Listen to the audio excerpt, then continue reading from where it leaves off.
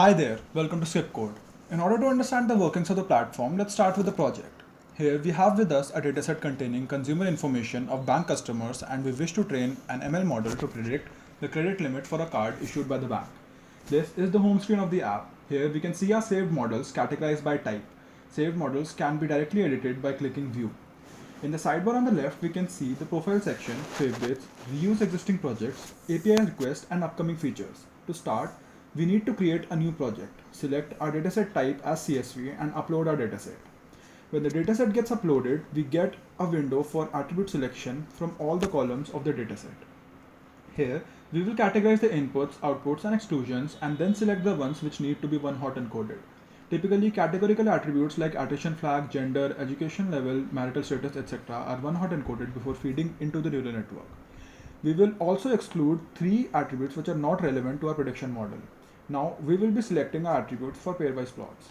All models and features have digital play cards for a better understanding and utilization. As mentioned in the play cards, pairwise plots are plots between attributes, and they are often used in exploratory data analysis for understanding mutual correlation.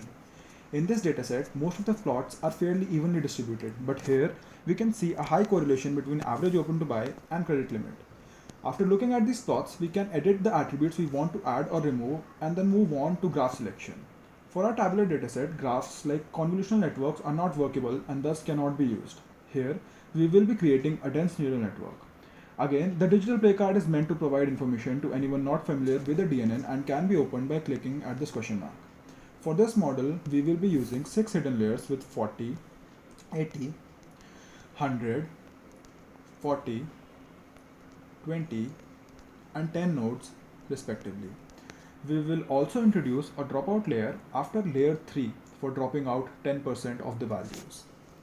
Keeping the rest of the parameters as they are, we will set a validation split of 20%, save the model as demo graph, and request the corresponding code base.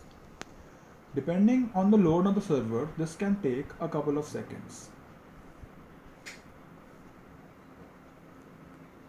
The files have been generated and shared with us via email. We can also download them directly from here as well. Now, if we check our email, we can see that we have indeed received the zip folder containing a data loader script, a model script, and a main script, along with a documentation for usage, understanding, as well as modification procedures.